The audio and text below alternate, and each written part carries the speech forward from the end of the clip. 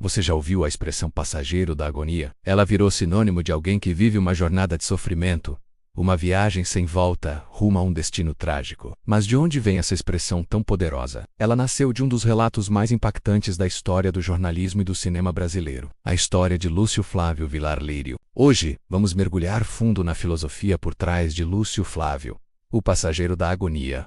Uma obra que vai muito além de um simples filme de bandido. É um retrato visceral de um Brasil que muitos preferem esquecer. Então se prepara porque essa viagem vai ser intensa. Tudo começa com o livro-reportagem do jornalista José Louzeiro, lançado em 1976. Louzeiro não queria apenas contar a história de um assaltante de bancos famoso. Ele queria entender o homem por trás do mito e Principal-Man, o sistema que o criou e o destruiu. Depois, em 1977, o cineasta Hector Babenco levou essa história para as telas e chocou o país. A trama segue a vida de Lúcio Flávio, um criminoso real que aterrorizou o Rio de Janeiro no início dos anos 70. Mas o título, Passageiro da Agonia, já nos dá a primeira pista. Essa não é uma história de glamour ou sucesso. A vida no crime é uma viagem dolorosa, uma agonia constante, onde o destino final é sempre o mesmo. A morte. Não há vencedores nesse jogo. A filosofia da obra, se podemos chamar assim, é uma visão de mundo cínica e brutalmente realista. A primeira grande lição é sobre a própria natureza do crime. O filme desmistifica completamente a figura do bandido heróico. Lúcio Flávio é mostrado como um ser humano complexo, cheio de contradições. Ele é, como descrito por Louzeiro, hermético, explosivo e vingativo. Ele não é um Robin Hood. Ele é um produto de um meio violento. E ele replica essa violência. A obra nos mostra que, uma vez que você entra nesse mundo, a saída é praticamente impossível. A morte não é apenas um risco. É uma certeza. É a única forma de encerrar a viagem. Essa ideia de determinismo é central. Lúcio Flávio parece estar preso em um ciclo de violência do qual não consegue escapar, não importa o que faça. Sua agonia é essa consciência de que o fim já está escrito. Mas a genialidade de Passageiro da Agonia é que a história não é só sobre o bandido. Lúcio Flávio é quase um coadjuvante na denúncia de um mal muito maior: a corrupção sistêmica e a violência do Estado. E aqui, precisamos lembrar do contexto.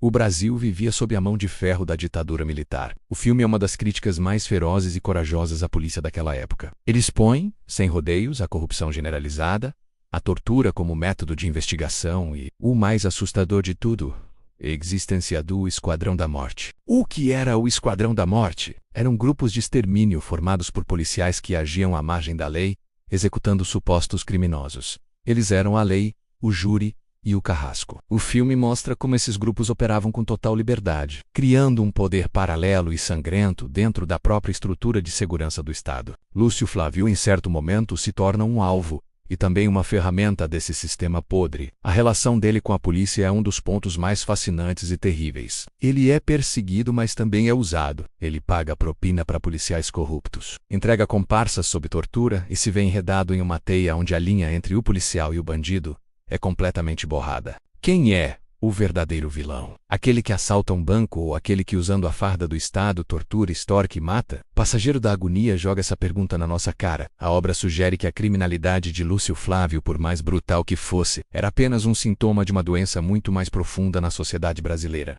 Uma sociedade marcada pela desigualdade, pela violência estatal e pela completa falência das instituições. A agonia, portanto, não é só de Lúcio Flávio. É a agonia de uma sociedade inteira. Uma sociedade que assistia, calada pelo medo da ditadura, a barbárie se tornar rotina. O filme foi um ato de coragem imenso, pois denunciava tudo isso em pleno regime militar, usando a história de um bandido como veículo para uma crítica social e política devastadora. É por isso que a obra se tornou um clássico. Ela transcende o gênero policial.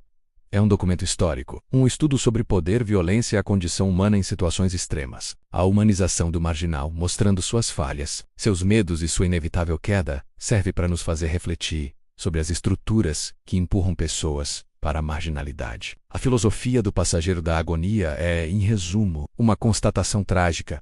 Em um sistema corrupto e violento, todos são passageiros em uma jornada de dor. Não raro há apenas vítimas e algozes que muitas vezes trocam de papel. A mensagem final é pessimista, mas necessária. A violência gera mais violência, e o poder sem controle é a receita para a barbárie. A história real de Lúcio Flávio terminou como a obra previa. Ele foi encontrado morto em sua cela em 1975, em circunstâncias até hoje consideradas misteriosas. Sua morte selou seu status de passageiro da agonia, o homem cuja vida foi a personificação de que, no submundo do crime e da corrupção, a única saída é a morte. Então, da próxima vez que você ouvir essa expressão, lembre-se de toda a carga que ela carrega, não é apenas sobre um bandido, mas sobre um capítulo sombrio da nossa história. Sobre a corrupção que corrói, e sobre a agonia de viver em um sistema onde a justiça e a vida humana perdem seu valor. Lúcio Flávio, O Passageiro da Agonia, continua sendo um filme essencial para entender o Brasil. Se você gostou dessa análise e quer ver mais mergulhos profundos na cultura brasileira,